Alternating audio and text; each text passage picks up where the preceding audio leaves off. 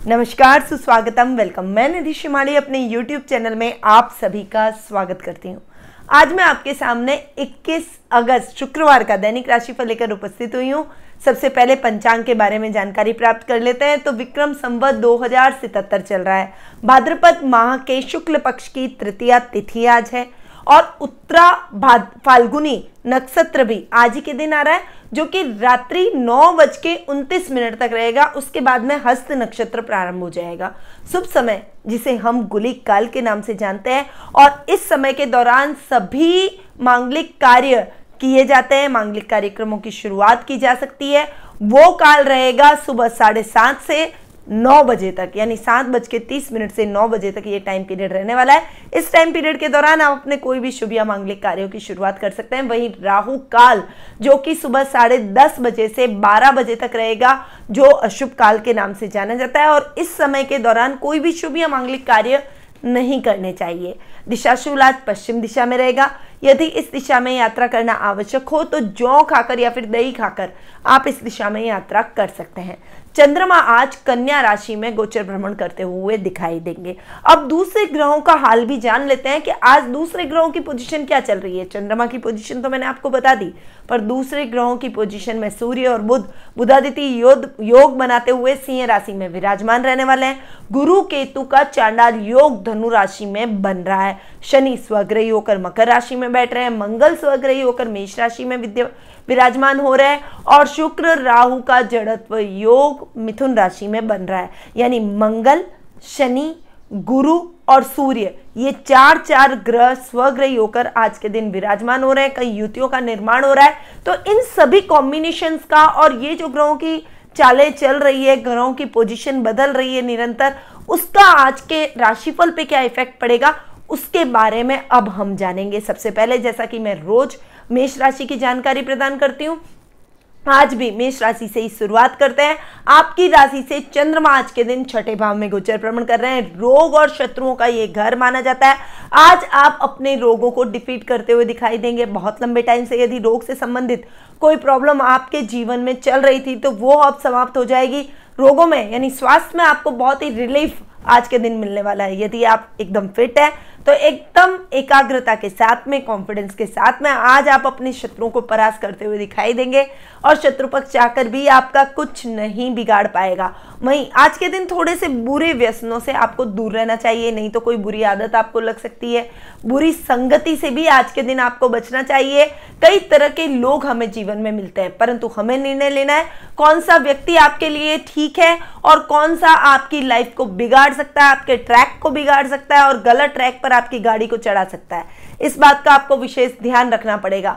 ननियाल पक्ष से और मामा से आपकी ट्यूनिंग बहुत ही अच्छी इस समय रहने वाली है। रकम के लेन देन के मामलों में थोड़ी सी सावधानी आज के दिन आपको रखनी चाहिए। अब आगे बढ़ जाते हैं और जान लेते हैं वृषभ राशि का हाल।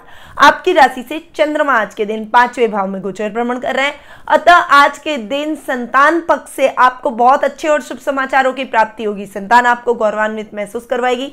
उसके एक्टिविटीज देखेंगे, या फिर आप आज के दिन अपने जीवन का मूल्यांकन करेंगे, जिसमें आप अपने बच्चों के बारे में अगर सोचेंगे तो आपको आज के दिन बहुत प्राउड फील होगा कि आपके बच्चे अच्छे हैं, आपके कहने में हैं और आपके बताए हुए मार्ग पर चलकर अपना लक्ष्य को प्राप्त कर रहे हैं। यदि बच्चे आपके बराबरी के हैं तो वो आज आपको आपके कार्य क्षेत्र में विशेष लाभ की परिस्थितियां उत्पन्न करवाएंगे, और साथ ही आपके काम में कुछ नयापन लेकर आएंगे, जिससे आपका काम और अधिक तेजी से गति पकड़ेगा।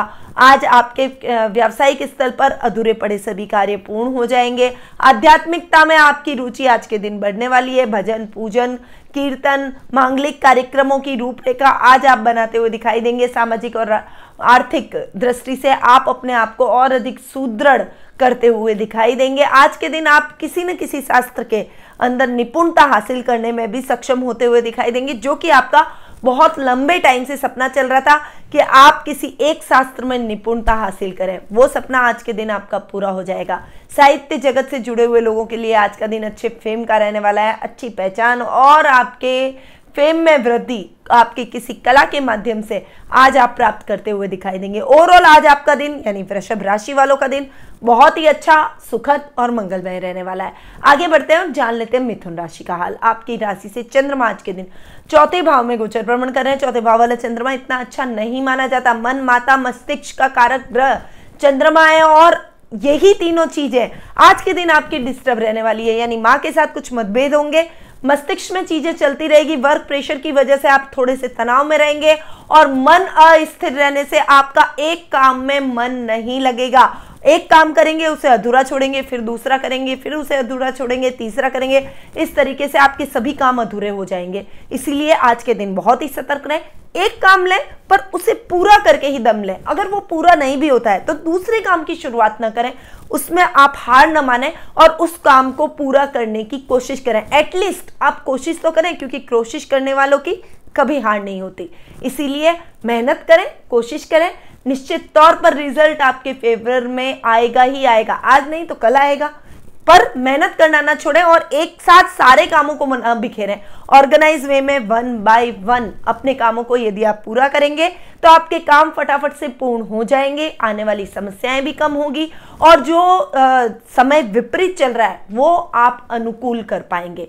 पर उसके लिए आपको अपने विवेक का इस्तेमाल करना पड़ेगा, अपनी बुद्धि का इस्तेमाल करना पड़ेगा और वाणी पर संयम और क्रोध पर नियंत्रण, ये भी आपके लिए आज के लिए बहुत ही सिद्ध मंत्र साबित हो सकते हैं। इनको अपने दिमाग में बैठा लीजिए और उसके बाद अपनी दिनचर्या में आप आगे बढ़िए, देखिएगा कैसे सफलता आपको मिलती है।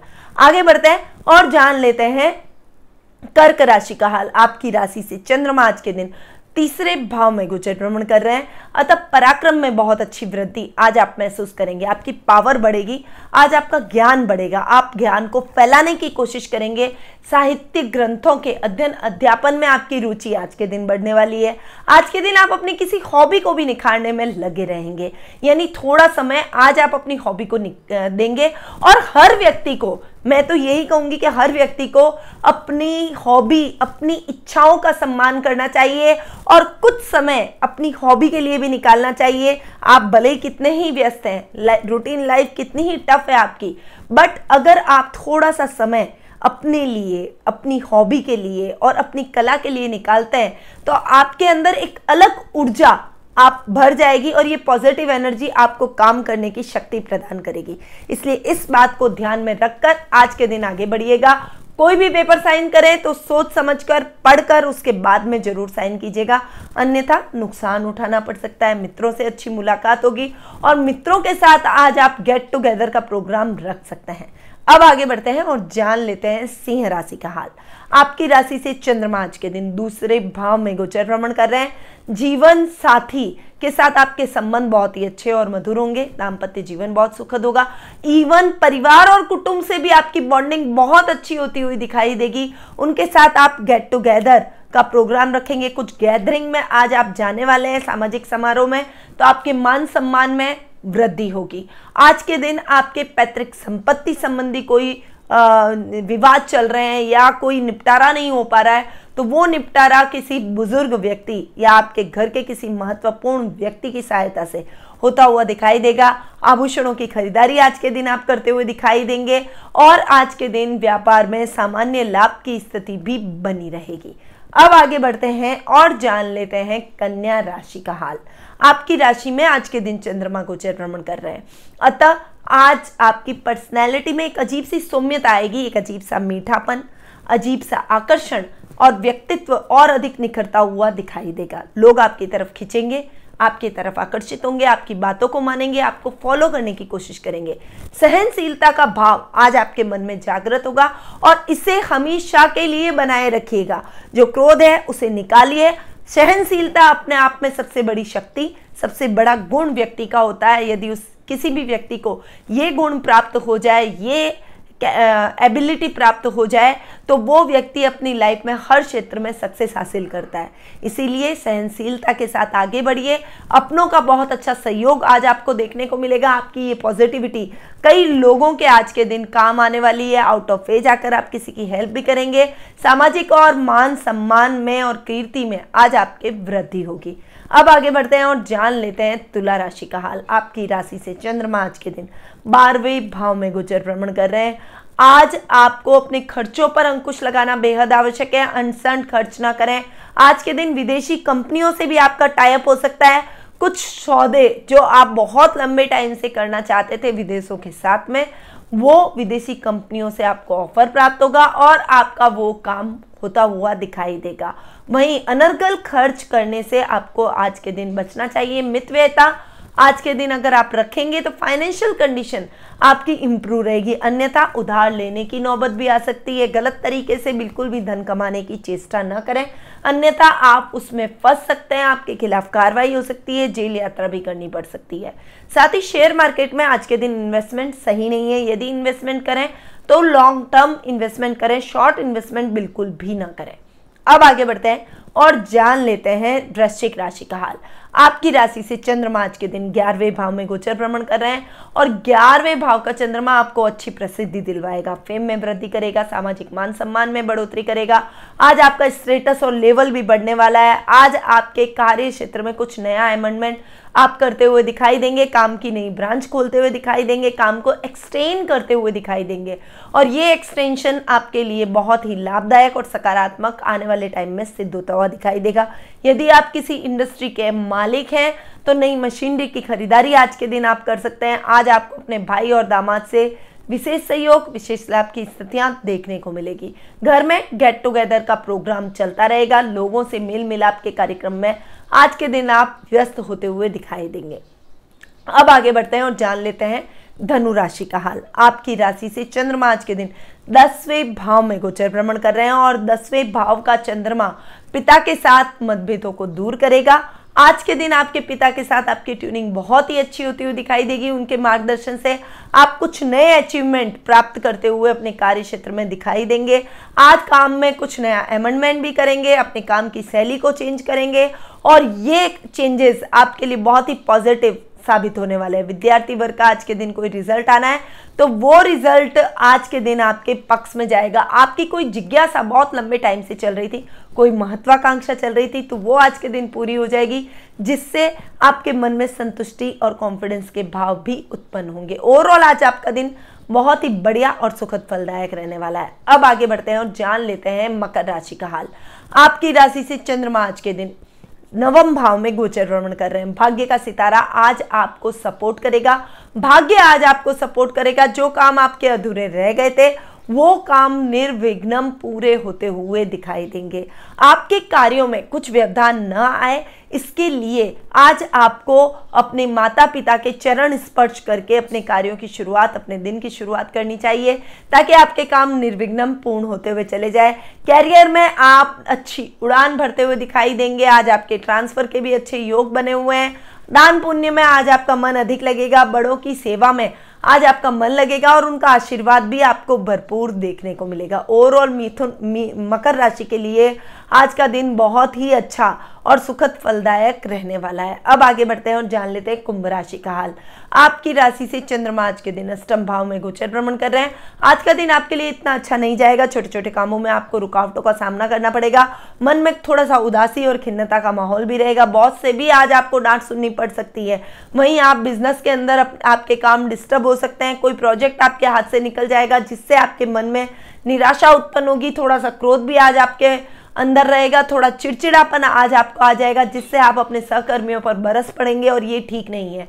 थोड़ा सा बैलेंस माइंड होना जरूरी है। उतार चढ़ाव तो जीवन का हिस्सा है और चलता रहता है, इसीलिए बैलेंस माइंड होकर चलें। अगर शांत दिमाग से अपने कार्यों को करेंगे तो आपके काम 1 बाय 1 होते चले जाएंगे और विपरीत परिस्थितियां भी टल जाएगी। परंतु यदि आपने हाइपर होकर कोई भी काम लिया, जल्दबाजी में कोई निर्णय लिया, क्रोध पर नियंत्रण नहीं किया, तो स्थितियां और ज़्यादा बिगड़ सकती है। शेयर मार्केट में इन्वेस्टमेंट आज आपके लिए ठीक नहीं है, परंतु लॉटरी में यदि आप इन्वेस्टमेंट करने के इच्छुक हैं तो कर लीजिए। आज आपको बहुत अच्छे परिणाम इसके देखने को मिलेंगे। अब आगे बढ़ते हैं और जान लेते हैं मीन राशि का हाल। आपकी राशि से चंद्रमा आज के दिन 7वें भाव में गोचर भ्रमण करेंगे। जीवन साथी और प्रेम प्रसंगों का ये स्थान है। आज के दिन पार्टनरशिप के अंदर काम करना भी अच्छा रहेगा। आज आप अपने कार्यों में किसी का दखल बर्दाश्त नहीं करेंगे, अपने कार्यों को ठीक तरीके से खुद ही संपन्न करना चाहेंगे। कोई घुमी हुई प्रिय वस्तु आज के दिन आपको पुनः प्राप्त हो जाएगी, जिससे मन में कॉन्फिडेंस के भाव उत्पन्न होंगे। गुप्त रोग आज के दिन आपको परेशान कर सकते हैं, इसीलिए उसके लिए थोड़ा सा सावधान रहें। जीवन साथी के साथ में आपकी ट्यूनिंग बहुत ही अच्छी आज के दिन देखने को मिलेगी। वहीं लव रिलेशनशिप में आप एक कदम आगे और अपने पार्टनर के साथ में बढ़ते हुए दिखाई देंगे। बहुत अच्छा टाइम आज का चल रहा है, इसलिए थोड़ा सा संभल कर अपने कार्यों को सुचारू रूप से पूर्ण करें। तो ये था 21 अगस्त शुक्रवार का दैनिक राशिफल। अब बढ़ते हैं महा उपाय की तरफ, और आज मैं आपको ऐसी जानकारी देने वाली हूं जो आपके लिए बहुत ही लाभदायक। आप जिज्ञासु भी होंगे कि ऐसी जानकारी आपको मिल सकती थी, आपको क्यों नहीं मिली, आपको मिलनी चाहिए, और निश्चित तौर पर आपको मेरे द्वारा दी गई ये जानकारी अच्छी लगेगी। क्या आप जानते हैं शिवलिंग की उत्पत्ति कब हुई और शिवलिंग की उत्पत्ति कैसे हुई? देखिए, सृष्टि जब नहीं बनी थी, जब संसार पे धरती नहीं थी, आकाश नहीं था, पवन नहीं थी, हम मनुष्यों की उत्पत्ति नहीं हुई थी, तब ब्रह्मांड ही ब्रह्मांड था। चारों तरफ शून्य और अनंत ब्रह्मांड, इसके अलावा कुछ नहीं था। तब ब्रह्मा जी विष्णु जी की उत्पत्ति हुई, और ये दोनों एक दूसरे को भी नहीं जानते थे। पहले विष्णु जी प्रकट हुए और उनकी नाभि से कमल के पुष्प पर ब्रह्मा जी की उत्पत्ति हुई, पर ब्रह्मा जी इस बात को नहीं जानते थे। बहुत वर्ष बीत गए, बहुत युग बीत गए, उसके बाद में विष्णु और ब्रह्मा जी का साक्षात्कार हुआ। ब्रह्मा जी को प्रसन्नता हुई विष्णु जी को देखकर, और विष्णु भगवान को ब्रह्मा जी को देखकर प्रसन्नता हुई। दोनों एक दूसरे को देखकर बहुत खुश हुए, और ब्रह्मा जी ने विष्णु जी को कहा कि अरे, मेरे अलावा तुम भी सृष्टि में आए हो, तो मतलब मेरे बाद में तुम सृष्टि में आए हो, यानी मैं सर्वश्रेष्ठ हूं। और विष्णु जी ने कहा कि नहीं, आपकी उत्पत्ति मेरी नाभि से हुई है, पहले मैं आया हूं, उसके बाद आप आए हैं। ये वाद विवाद ब्रह्मा और विष्णु के बीच में खड़ा हो गया, और दोनों के अहंकारों ने वृद्धि ली, और इस वाद विवाद को उन्होंने आगे बढ़ाया। अब उन्होंने सोचा कि हमारी इस समस्या का निवारण कौन करे। तब वो घूमते हैं ब्रह्मांड के अंदर, तब उन्हें एक बहुत बड़ा शिवलिंगम पिंड दिखाई देता है। शिवलिंगम और पिंड में से ध्वनि उत्पन्न होती है कि आप दोनों ब्रह्मा और विष्णु आपस में न झगड़े, और कौन सर्वश्रेष्ठ है इसका मूल्यांकन मैं आप लोगों के लिए करूंगा। आप दोनों इस शिवलिंग के चरम बिंदु तक जो पहले पहुंच जाएगा वो सर्वश्रेष्ठ माना जाएगा। तब ब्रह्मा और विष्णु दोनों ही बिंदु के चरम बिंदु को, शिवलिंग के चरम बिंदु को छूने की कोशिश करते हैं, वहां तक पहुंचने की कोशिश करते हैं, पर देखते हैं कि वो अनंत चला जा रहा है, वो उसे पहुंच ही नहीं पा रहे हैं। विष्णु जी आधे रास्ते जाकर वापस पुनः लौट जाते हैं और सोचते हैं कि मुझे तो चरम बिंदु प्राप्त नहीं हुआ, ये तो अनंत बिंदु है, और ये शिवलिंग तो अनादि काल तक चल रहा है, अनंत काल तक चलेगा, तो इसका कोई परम बिंदु है ही नहीं, चरम बिंदु इसका कोई है ही नहीं, कोई इसका ऊपरी छोर कोई है ही नहीं। तो विष्णु जी खड़े हो जाते हैं कि शायद ब्रह्मा जी को इसका फाइनल पॉइंट यानी पीक पॉइंट मिल जाए। तब वो ब्रह्मा जी का इंतजार करते हैं। ब्रह्मा जी ऊपर चढ़े जाते हैं, काफी ऊपर जाने के बाद में उनको केतकी का पौधा दिखाई देता है। ब्रह्मा जी को उस समय एक युक्ति सूझती है, और वो केतकी को बोलते हैं कि मेरे को तुम बहुत प्रिय हो। तो केतकी कहती है, हाँ ब्रह्मदेव, मैं आपको बहुत प्रिय हूँ। तो जब तुम मेरे को बहुत प्रिय हो तो क्या तुम मेरा एक काम करोगी? तब केतकी कहती है, आप आदेश दीजिए, आप जो कहेंगे मैं वो करूंगी। तो ब्रह्मा जी उस केतकी के पौधे को अपने साथ वापस नीचे लेके आते हैं, और विष्णु जी जहाँ खड़े होते हैं वहां आकर खड़े हो जाते हैं। अब उस पिंड में से पुनः ध्वनि आती है और वो बोलते हैं कि बताइए किसने उस चरम बिंदु को छुआ है, कौन वहां तक पहुंचा है। तब ब्रह्मदेव बोलते हैं कि मैंने उस बिंदु को छुआ है। तब वहां से ध्वनि आती है कि आपके पास में क्या प्रमाण है कि आप वहां तक पहुंचे। तब वो ब्रह्मा जी बोलते हैं कि केतकी के पुष्पों से पूछ लीजिए कि मैंने चरम बिंदु पर पहुंचा हूं कि नहीं। तब केतकी कहती है कि ब्रह्मदेव जो बोल रहे हैं वो सही है। तब वहां उस पिंड में से भगवान शिव जो कि महादेव हैं, भोलेनाथ हैं, वो प्रकट होते हैं और वो बोलते हैं कि आप झूठ बोल रहे हैं और ये केतकी के पुष्प झूठ बोल रहे हैं, आपने चरम बिंदु नहीं छुआ है। फिर वो विष्णु जी को पूछते हैं तो विष्णु जी बोलते हैं कि मेरे हिसाब से ये पिंड अनंत अनादि है, इसे कोई नहीं छू सकता, ये सबसे परे है, ब्रह्मांड से भी ये शिवलिंग परे है। तो ये शब्द सुनकर भगवान भोलेनाथ प्रसन्न हो जाते हैं और वो विष्णु भगवान को आशीर्वाद देते हैं कि आपको हमेशा हर रूप में आपके जितने अवतार होंगे उन सबको पूजा जाएगा और आपको हर रूप में आपकी पूजा की जाएगी। मनुष्य जो उत्पन्न होंगे, इस ब्रह्मांड की जब उत्पत्ति होगी, धरती की उत्पत्ति होगी, तब वे सभी आपको पूजेंगे। और ब्रह्मदेव को भगवान शिव श्राप देते हैं कि आपके अहंकार की वजह से आपने मुझसे झूठ बोला। केतकी के पुष्पों को श्राप देते हैं कि ये पुष्प कभी भी मुझे नहीं चढ़ेंगे, केतकी के पुष्प मुझे चढ़ाना वर्जित माना जाएगा। और ब्रह्मदेव को ये श्राप देते हैं कि आपको पृथ्वी पर आप सृजन करते हैं, पृथ्वी की उत्पत्ति करेंगे, मानव की उत्पत्ति करेंगे और जीवन की उत्पत्ति करेंगे, परंतु आपको कोई भी नहीं पूजेगा, आपकी पूजा कहीं पर भी संसार में नहीं होगी। तो ये श्राप ब्रह्मा जी को मिलता है। इसीलिए आपने देखा होगा कि इस धरती पर ब्रह्मा जी के मंदिर बहुत ही कम है, इन्हें गिने चुने हैं, और जो भी ब्रह्मा के मंदिर को बनाते हैं कहा जाता है कि उनकी मृत्यु हो जाती है। तो ये भोलेनाथ का श्राप ब्रह्मदेव को था, इस वजह से इस शिवलिंग की तब से उत्पत्ति है। तो अब आप समझे कि शिवलिंग का महत्व कितना है और पिंड की उत्पत्ति कैसे हुई, जो कि शिवलिंगम जिसे हम बोलते हैं, जो भोलेनाथ का प्रतीक माना जाता है और उसमें साक्षात शिव का दर्शन होता है। तो इस कहानी को आप ध्यान में रखिए और शिवलिंग को घर में स्थापित करना कभी भी वर्जित नहीं रहता। आप शिवलिंग को घर में स्थापित कर सकते हैं। भोलेनाथ की कृपा प्राप्ति के लिए आप शिवलिंग को घर में स्थापित करें और उसकी नित्य पूजा आराधना करें ताकि भोलेनाथ की कृपा आप पर बनी रहे। तो मेरे द्वारा दी गई ये जानकारी आपको कैसी लगी, प्लीज कमेंट बॉक्स में जाकर कमेंट करके मुझे जरूर बताइएगा। अब मैं अपनी वाणी को यहीं विराम देती हूँ। स्वस्थ रहिए, व्यस्त रहिए, मस्त रहिए और हमेशा मुस्कुराते रहिए। जय श्री राधे कृष्ण।